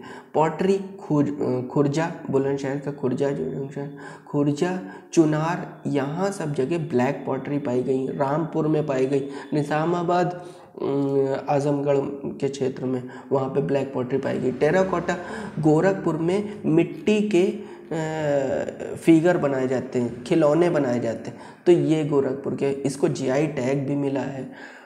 भटहाट भी वहीं का है, गोरखपुर का है। भटहाट भी वहाँ का है। फेयर और फेस्टिवल यूपी में देखें तो ये इम्पॉर्टेंट एस्पेक्ट है। किसी देखो जो लोग हैं ना, उनके लोग और समाजों के बीच में अगर आपको चलन बढ़ाना है, एंगेजमेंट्स बढ़ाने, एक दूसरे को मिलना जुलना, तो ये किसके थ्रू? सोशल और कल्चरल एंगेजमेंट। भैया त्यौहार आया, हमने तुम्हारे त्यौहार पे, किसी ने किसी के त्यौहार पे गिफ्ट किया, उन्होंने इनके त्यौहार पे गिफ्ट किया, फिर इनके कल्चर में ये चीज़ अलग तरह से खाई पी जाती, इनके कल्चर में अलग, एक दूसरे से एक्सचेंज किया। तो ये सब चीज़ें क्या होती हैं? इम्पॉर्टेंट एस्पेक्ट होते हैं एंगेजमेंट्स के। फेयर होना, फेस्टिवल, फेयर में दिखता है, अच्छा इस ये कहाँ का है? ब्रज क्षेत्र का, ये पूर्व क्षेत्र का, ये साउथ का, ये वहाँ का है। फेस्टिवल से पता चले, अच्छा इस त्यौहार में ये खाया पिया जाता है, ये पहना जाता है, ये किया जाता है, ये सारी चीज़ें। यूपी एग्जाम्पल है confluence of religions, cultures, creed and caste in India, represent करता है इसके ट्रेडिशन को, इसके फेयर और फेस्टिवल से। Important fairs and festival UP के आप इस तरह से देख लीजिए। कुंभ और अर्ध कुंभ 4 जगह होता है भारत में, हरिद्वार, प्रयाग, इलाहाबाद, प्रयागराज जिसे बोलते हैं, नासिक और उज्जैन में। हम लोगों के लिए प्रयागराज की इम्पोर्टेंस है क्योंकि यूपी में है। काम्पिल फेयर जो मेला कहाँ होता है? कंपिल में होता है। ये कहाँ है भाई? फर्रुखाबाद डिस्ट्रिक्ट में। किस धर्म के लोग इस फेयर को किस धर्म के लोग के द्वारा ये फेयर शुरू हुआ? जैन फेयर है ये। 13वें तीर्थंकर विमलनाथ के लिए बनाया जाता है। रामलीला ये मेला लगता है। रामलीला तुलसीदास की जो रामचरितमानस है उस पे आधारित है। दशहरा जो होता है रामलीला। ताज महोत्सव ये भैया आर्ट, क्राफ्ट, कल्चर, कुजीन इन सब को दिखाता है। उत्तर प्रदेश के ब्रज क्षेत्र के में जो है ये सारी चीज़ें, और ये यूपी टूरिज्म सरकार द्वारा किया जाता है। Other fairs and festival UP के क्या है? जैसे बटेश्वर मेला आगरा में होता है, ये आपका पशुओं का होता है। कैलाश मेला ये आगरा में होता है। राम बारात मेला ये आगरा में होता है। देवा मेला देवा शरीफ बाराबंकी में वहाँ होता है। गंगा महोत्सव वाराणसी में है। वहाँ पे होली एक साथ हिंदू मुस्लिम खेलते हैं देवा शरीफ के अंदर, जो दरगाह है उसी के कैंपस के अंदर। तो ये वहाँ की खासियत है। ये इसीलिए तो बता रहे हैं ना कि कल्चरल एंगेजमेंट्स होते हैं। तो गंगा महोत्सव वाराणसी में, बरसाना होली होती है मथुरा में, मेरठ के। म्यूज़िक यूपी में क्या है? यूपी जो है वो ग्रेट सेंट और सेजेस की लैंड रही है। एंशिएंट टाइम के हिम्स हैं, मंत्रा हैं, वो सब बेसिक ट्रेडिशन रहे हैं म्यूज़िक के। ठीक है, 2 डिफरेंट ट्रेडिशन हैं म्यूज़िक के जो मेडिवल टाइम में एमर्ज हुए। एक कोटली म्यूज़िक जो कोर्ट में, राजाओं की कोर्ट में, आगरा लखनऊ टाइप के, और एक भक्ति कल्ट के जिसमें भगवान की डिवोशनल टाइप के, मथुरा वृंदावन में। इसके वजह से हिंदुस्तानी म्यूज़िक बहुत ही रिच हुआ, प्रॉस्पेरस हुआ। हिंदुस्तानी क्लासिकल म्यूज़िक की बात करें तो इसमें 4-5 चीज़ें हैं, वो जान लीजिए। एक तो इंस्ट्रूमेंट के द्वारा ये म्यूज़िक रचा जाता है, गाया जाता है। जैसे इंस्ट्रूमेंट हो गए वीणा, सितार, सरोद, इन सब का यूज़ होता है। 12वीं सेंचुरी BCE में इसका शुरुआत हुई क्लासिकल म्यूज़िक की। गंगा जमनी तहजीब पे आधारित है, क्योंकि बाद में आके लोग अडॉप्ट कर लिए जो इस्लामिक इन्वेजन्स हुए उनसे, जो रूलर्स आए। परसो अरेबिक नॉलेज है क्योंकि अरेबियन आए, पर्शियन आए। और ये घराना म्यूज़िक एजुकेशन सिस्टम का ट्रेडिशन है इसमें। आगरा घराना, लखनऊ घराना, जयपुर घराना, आपका ग्वालियर घराना, इस तरह से। एक्सपोनेंट कौन है? उस्ताद बिस्मिल्लाह खान, पंडित भीमसेन जोशी, रविशंकर, ये सारे आपके भारत हैं। अली अकबर खान ये भारत रत्न नहीं है, लेकिन हिंदुस्तानी क्लासिकल म्यूज़िक से। मेजर स्टाइल्स हिंदुस्तानी क्लासिकल म्यूज़िक में कौन सी है? आपका ध्रुपद है, जो कि 2 इंस्ट्रूमेंट के द्वारा परफॉर्म किया जाता है। एक तंबूरा लेके बैठ जाओ, एक पखवाज। तंबूरा और पखवाज ये इंस्ट्रूमेंट के। थीम क्या है? डिवोशनल, भक्ति। एक्सपोनेंट कौन थे? मतलब इसके बड़े एक्सपोनेंट तानसेन ने इसकी शुरुआत की। और मेजर घराना क्या है? डगारी, दरभंगा, बेतिया, तलवंडी। तलवंडी आपके पंजाब में हो गया, बेतिया बिहार, दरभंगा बिहार, डगारी। तो और फैक्ट क्या है? धमर एक लाइटर फॉर्म का ध्रुपद है। ध्रुपद जो है वो बड़े लेवल का है, उसका हल्का जो उतना क्लासिकल नहीं है। ये मतलब क्या है? होली के टाइम में धमर गाया जाता है, और ये लाइटर फॉर्म ऑफ ध्रुपद है। लाइटर फॉर्म इसलिए बोल रहे हैं कि उतने रूल्स को फॉलो नहीं करते हिंदुस्तानी क्लासिकल म्यूजिक के। ख्याल क्या है? जिसका मतलब होता है थॉट या इमेजिनेशन। ये परसो अरेबिक है, ये वर्डी ख्याल समझ रहे हो आप, उधर का है परसो अरेबिक। ओरिजिन कहाँ होता है? अमीर खुसरो जो हैं लेट 14th सेंचुरी में इसकी शुरुआत करते हैं ख्याल की। मुग़ल एम्परर किसने इसको फला फुलाया ख्याल को? मोहम्मद शाह रंगीला ने टप्पा को भी बहुत। मोहम्मद शाह तो उसका नाम था रूलर का, मुग़ल एम्परर का, जो 1719 से 1748 तक था, लेकिन उसे रंगीला भी हुआ, बड़े रंगीले मिजाज का था। पॉपुलराइज किया अपने कोर्ट म्यूजिशियंस के थ्रू। कौन कोर्ट म्यूजिशियंस थे इसके? सदरंग, अदारंग और मनरंग। तीनों में रंग आ जाए समझ लो मोहम्मद शाह रंगीला के उसके रंग, रंगीला, ऐसे याद रखिए। मेजर घराना कौन से? ग्वालियर, किराना, पटियाला, आगरा, ये सब ख्याल के। किराना कैराना वाला जो है। ठुमरी, ये भाई साहब क्या है? ये सेमी क्लासिकल है, ये प्योरली क्लासिकल नहीं है, सेमी क्लासिकल है, पूरी तरह से क्लासिकल नहीं है। ओरिजिन कहाँ हुआ? नवाब वाजिद अली शाह जो थे आखिरी जिनसे मिस एडमिनिस्ट्रेशन के बेसिस पे ब्रिटिश ईस्ट इंडिया कंपनी ने अवध छीन लिया था, ये वही नवाब वाजिद अली शाह। क्योंकि ये तो गानों में ही मस्त थे, तो कहाँ मिस एडमिनिस्ट्रेशन तो हो गई, काम वाम पे ध्यान नहीं दे रहे थे 18वीं सेंचुरी में। लखनऊ और बनारस घराने में डायलैक्ट इसके कैसे? रूरल हिंदी है, जैसे ब्रज भाषा, अवधी, भोजपुरी, इसमें ठुमरी है। अब ये अब ये सोचो ना, ये सब इन लोग के टाइम में हुआ, तो रूरल का डेवलपमेंट इतना लेट, तो रूरल चीज़ों का डेवलपमेंट हो सकता है, मतलब होता तो नई चीज़ों, मतलब अर्बन भी है, लेकिन ऐसे याद करने के लिए कुछ भी याद कर लो यार। रोमांटिक टॉपिक्स पे आधारित था ठुमरी। स्टोरी टेलिंग टाइप है ठुमरी। मेन घराना ठुमरी के कौन से हैं? जैसे बनारस हो गया, लखनऊ हो गया, पटियाला हो गया। गज़ल, मुग़ल रूल के टाइम में पर्शियन गज़ल जो है वो सबसे कॉमन पोएटिक फॉर्म थी उर्दू लैंग्वेज में मुग़लों के टाइम में। पॉपुलराइज किसने? मीर तकी मीर ने किया, गालिब ने किया, दाग ने किया, ज़ौक़ ने किया, सौदा ने किया, ये सब क्लासिकल पोएट थे।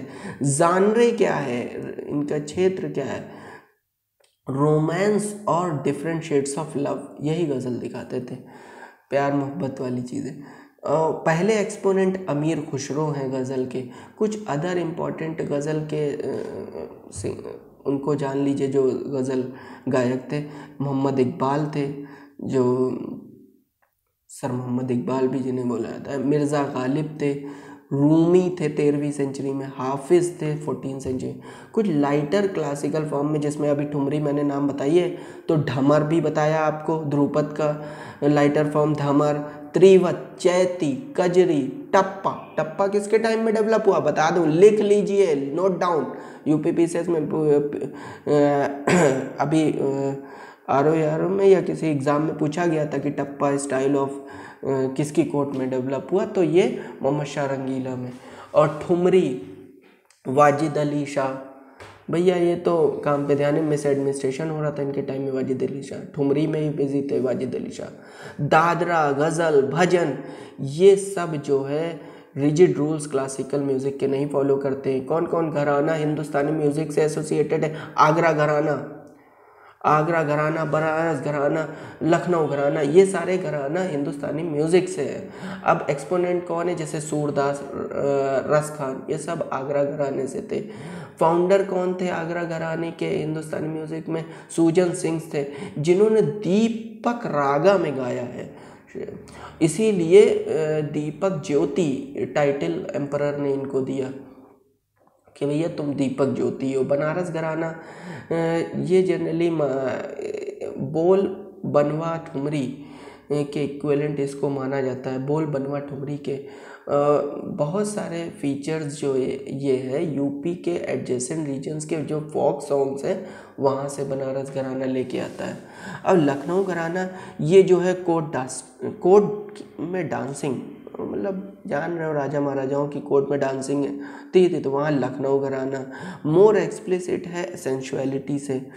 गज़ल ट्रेडिशन डेवलप हुई अवध कोर्ट में, is probably the source of this feature. इसी फीचर्स की वजह से डेवलप हुई। डांस यूपी में देख लें, कथक जो है वो क्लासिकल डांस है यूपी का। हिंदू टेम्पल्स में 7th सेंचुरी AD में स्टार्ट हुआ। हिंदू टेम्पल जो हिंदुओं के टेम्पल्स होते हैं उसमें 7वीं शताब्दी में कथक क्लासिकल डांस शुरू हुआ। जान रहे इसका क्षेत्र क्या है? स्टोरी टेलिंग करता कैसे काम? महाभारत और रामायण में देख लीजिए, हाथों का और पैरों के मूवमेंट, फेशियल एक्सप्रेशन देना और इमोशंस के साथ, और अकेले होता है और भक्ति रूप में होता है, डिवोशनल होता है कथक। सेक्लूडेड अकेले होता है कथक और डिवोशनल भक्ति के रूप में होता है। अदर इम्पॉर्टेंट फैक्ट कथक के ये है कि कोर्टली कल्चर का इस्टेब्लिश्ड पार्ट था कथक, कि कोर्ट में तो नहीं होना है। पर्शियन किंग और मुगल के ने पैट्रोनेज किया अपने मिडिवल पीरियड में, और इसीलिए स्ट्रॉन्ग डांस के तौर पे ये डेवलप हुआ कथक, जिसमें हिंदू और मुस्लिम दोनों के एलिमेंट्स शामिल हैं। कथक 3 डिस्टिंक्ट फॉर्म में पाया जाता है, कह सकते हैं 3 घरानों में पाया जाता है, जयपुर, बनारस, लखनऊ। बनारस घराना हम लोग स्पेशली देखेंगे, बनारस और लखनऊ। जयपुर हमारे उसका नहीं है यूपी में, लेकिन देख लेते हैं छोटी सी चीज़। सबसे पुराना बनारस घराना कथक का माना जाता है। जानकी प्रसाद घराना के नाम से भी इसे जाना जाता है।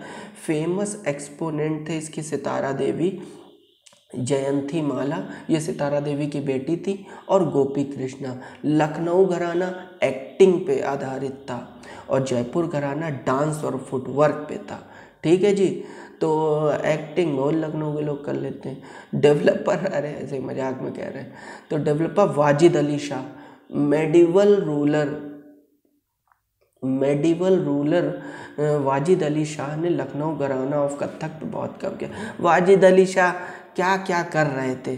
कथक घराना, ठुमरी, यही सब में बिजी थे, तभी तो माल एडमिनिस्ट्रेशन हुआ यूपी में, इनसे छिन गया हाथ में। जब डांस और सॉन्ग से इनको फुर्सत मिलती तब तो ये एडमिनिस्ट्रेशन संभालते। वाजिद अली शाह 1856 में दे बैठे अवध को, ब्रिटिशर्स को, ईस्ट इंडिया कंपनी को। ईरानियन सिविलाइजेशन का भी इन्फ्लुएंस है लखनऊ घराना ऑफ कथक पे ज़्यादा, कि आप देख लीजिए शिया कल्चर का सेंटर है, तो पर्शियंस तो काफ़ी है ही है। तो मोर डिसेंट, बहुत डिसेंट माना जाता था, तहजीब का शहर लखनऊ ना, बस इससे लिंक कीजिए। फेमस एक्सपोनेंट पंडित बिरजू महाराज पद्म विभूषण से सम्मानित थे, ये लखनऊ घराना से थे। अदर एक्सपोनेंट शंभू महाराज, लच्छू महाराज, शोभना नारायण, ये सब लखनऊ घराना। जयपुर घराना डांस और फुटवर्क, वो क्या था, वो एक्टिंग, लखनऊ एक्टिंग और डांस और फुटवर्क जयपुर। ये हुआ कछवा किंग, जो जयपुर के कछवा किंग्स थे राजस्थान में, उनकी कोर्ट में डेवलप हुआ, और हिंदू रिलीजियस थीम को इन्होंने सपोर्ट किया, जैसे वैष्णविज्म और शैविज्म को। Other dance forms of UP express theatrical form में एक नौटंकी, रामलीला, ब्रज रासलीला, चरकुला, रसिया, कजरी डांस, छपेली डांस। इनको ओवरऑल बता दें, नौटंकी इसलिए होती थी कि सोशल प्रॉब्लम हो गई, नेशनल सेंटिमेंट्स हो गए, जो कंटेम्प्रेरी टाइम में चल रहे हैं उनसे संबंधित नौटंकी होती थी। रामलीला जो है लॉर्ड राम की लाइफ से डील करता था। डांस भी, थिएटर भी। ब्रज रासलीला में जो है life of lover God Lord Krishna की ज़िंदगी पे आधारित है। चरकुला जो है, इसमें जो है फीमेल डांसर जो है डांस करती थी, और सर के ऊपर लाइट जलते हुए लैम्प को भी बैलेंस करती थी। ये नेटिव है ब्रज रीजन का। रसिया राधा और श्री कृष्ण की लव को दिखाता है, डिपिक्ट करता है। कजरी डांस जो है ये जो है रेनी सीजन, बारिश के मौसम में होता है, और ज़्यादातर जो मैरिड डॉटर्स हैं जब वो अपने मायके जाती हैं ससुराल से तो वहाँ पे कजरी डांस करती हैं। छपेली डांस जो है वो एक मिलन की घड़ी आई और एक बिछड़न की आई, तो जब हस्बैंड वाइफ मिलते हैं यूनिटी का टाइम में मान लीजिए तो हैप्पी मेमोरी उसको डिस्क्राइब करता है। और जब मान लीजिए हस्बैंड परदेश में काम करते हैं तो बाहर जा रहे हैं वाइफ, तो वो बहुत टाइम बाद आएंगे, तो वो पॉइगनेंट मोमेंट, एक टचिंग मोमेंट है कि एक इमोशनल मोमेंट। छपेली डांस उसमें। लिटरेचर यूपी में भैया लॉन्ग हिस्ट्री रही है लैंग्वेज और लिटरेचर की। यूपी में 2 संस्कृत एपिक हैं हिंदुइज्म की, रामायण महाभारत, पहले भी बता चुके हैं। ये सब यूपी में ही इनका डेवलपमेंट हुआ। यूपी किसकी लैंड है? कबीर की, नानक तो पंजाब के हैं। कबीर, तुलसीदास, सूरदास, केशव दास। अदर दूसरे स्टॉलवर्ड्स कौन है महारथी? आपके अश्वघोष, बाणभट्टा, ये सब कोर्ट किंग के कोर्ट्स में हुआ करते थे, अश्वघोष और बाणभट्टा। कुछ इंपॉर्टेंट कंपोजिशन देख ले, जैसे कबीर की बीजक है, अश्वघोष की बुद्ध चरित्र है, बाणभट्टा की 2 रचनाएं हैं, हर्षचरित और कदम्ब। बहुत पूछा जाता है हर्षचरित दे देगा मैच द फॉलोइंग में, हर्षा की है? नहीं भैया, बाणभट्टा की है, गलत काउंटर। और मयूरा की मयूरा सटाकम, और आपके भावभूति की महावीर चरित्र, उत्तरम चरित्र और मालती माधव, और आपके राजशेखर की काव्य मीमांसा। ठीक है, कुछ मॉडर्न ऑथर से देख लीजिए हिंदी राइटर्स यूपी के कौन कौन? भारतेंदु हरिश्चंद्र, मुंशी प्रेमचंद, महादेवी वर्मा, श्रीकांत वर्मा। इसी जगह में इन ऑथर्स की बुक देख ले। भारतेंदु हरिश्चंद्र की वैदिका हिंसा न भवती, सत्य हरिश्चंद्र, भारत दुर्दशा, नीला देवी, अंधेर नगरी, ये सब भारतेंदु हरिश्चंद्र। अब मुंशी प्रेमचंद की प्रेमाश्रम, रंगभूमि, कर्मभूमि, गोदान, गबन, ये सब मुंशी प्रेमचंद। महादेवी वर्मा के अतीत के चलचित्र, पथ के साथी, गिल्लू, नीरजा, संस्मरण, ये भी महादेवी वर्मा। अब कुछ पोएट देख लीजिए हिंदी के यूपी से, सुरकांत त्रिपाठी, निराला, हरिवंश राय बच्चन, अमिताभ बच्चन साहब के फादर, सुमित्रा नंदन पंत, महावीर प्रसाद द्विवेदी, उपेंद्र नाथ अश्क। हरिवंश राय बच्चन की एक बहुत ही फेमस पोइट्री है, ज़रा उसका नाम लिख के आप लोग कमेंट कीजिए क्या है, बहुत फेमस है। Prominent name in the list of cultural heritage. UP में उर्दू पोइट्री में किसने किसने बहुत योगदान दिया? फिराक गोरखपुरी, जोश मलियाबादी, अकबर इलाहाबादी, या अकबर प्रयागराजी भी बोल दीजिए आज के वक्त में, मजाज लखनवी, कैफी आज़मी, शबाना आज़मी के father, Ali Sardar Jafri, Shakeel Badayuni, Nida Fazli. In cities UP की हम लोग देखेंगे। यूपी जो है वो रिच हिस्ट्री और हेरिटेज का स्टेट है, ये बात बिल्कुल सही है। और एक बिकन है UP, culture, knowledge, tradition, commerce, इन सब का। एंशिएंट सिटीज़ जो है हमें ये बताती हैं कि हमारा पास्ट कितना ग्लोरियस रहा है, क्या क्या आर्किटेक्चरल ब्रिलियंस थी, कैसे गजब गजब चीज़ें बनाए रखी हैं। वाराणसी, इसको सिटी ऑफ लाइट के नाम से भी जाना जाता है, काशी के नाम से भी जाना जाता है। होली सिटी है, कहाँ पे है?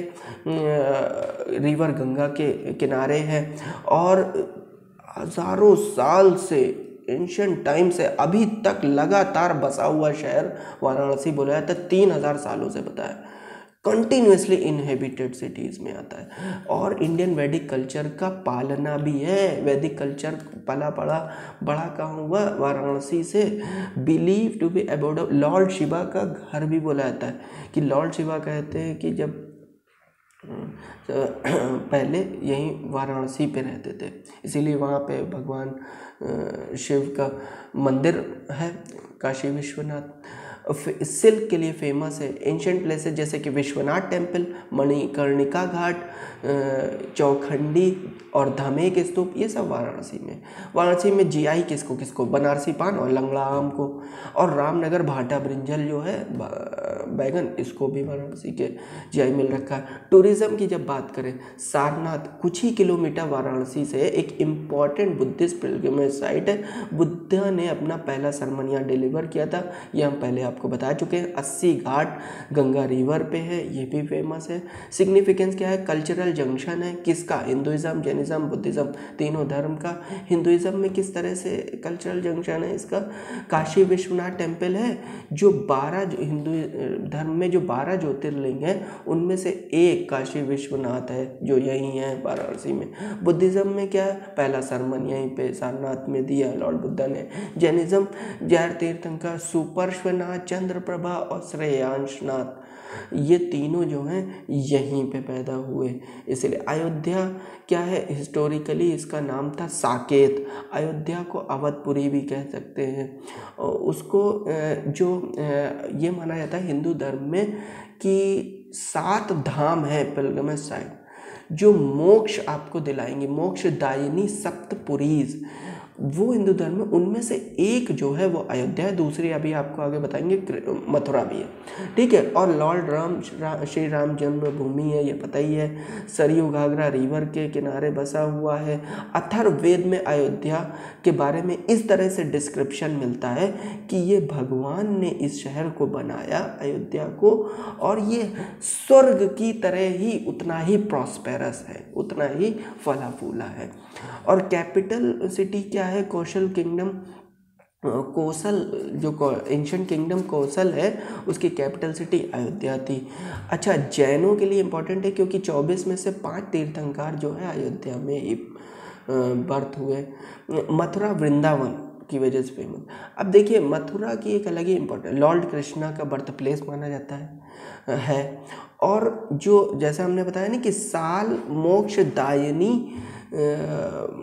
सप्तपुरीज जो हैं, 7 मोक्ष दिलाने वाले धाम जो हैं हिंदू धर्म के, उनमें से एक तो अयोध्या, दूसरा मथुरा है, ठीक है। वृंदावन जो है वो मोस्ट इम्पोर्टेंट लॉर्ड कृष्णा के फॉलोवर्स के लिए बहुत इंपॉर्टेंट बन जाता है क्योंकि ये माना जाता है कि श्री कृष्णा ने अपना चाइल्डहुड यहीं वृंदावन में बिताया, वृंदावन सिटी में।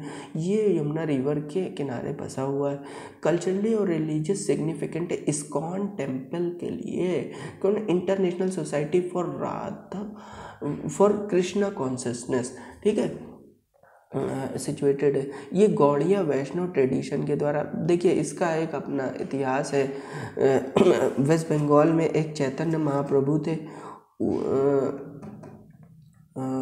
उनके लाइनेज में, उनकी ही वंश में पद्म प्रभु पैदा हुए, वो भी बंगाल से थे। तो वहाँ गौड़ा एक जगह है बंगाल में, वैष्णव संप्रदाय को फॉलो करने वाले, उन्होंने ये माना कि श्री कृष्ण सबसे बड़े भगवान हैं। तो वो लोग इनकी, और इन्होंने विदेशों में न्यूयॉर्क सिटी में 13 जुलाई 1966 को इसको इस्टेब्लिश किया, वहाँ पे इसको फाउंड किया इस्कॉन एक संस्था के तौर पे। फिर टेम्पल, फिर ये हर विदेश में, रशिया में, यूरोप में, हर जगह फैला हुआ है इनकी एक संस्था। 10 मिलियन से ऊपर इसके फॉलोअर्स हैं। हालांकि इसके बारे में ज़्यादा अब डिस्कस की यहाँ पे ज़रूरत नहीं है। एंशिएंट ट्रेड रूट जो है उत्तर पथ दक्षिण पथ, ये दोनों ट्रेड रूट जो है एंशिएंट इंडिया के इन मथुरा से होकर पास होते हैं। तो मथुरा एक तरह से जंक्शन भी है ट्रेड रूट, इन दोनों फेमस ट्रेड रूट के लिए। इम्पॉर्टेंट सेंटर था ट्रेड और कॉमर्स एंशिएंट, जाहिर सी बात है देख ही रहे उत्तर पथ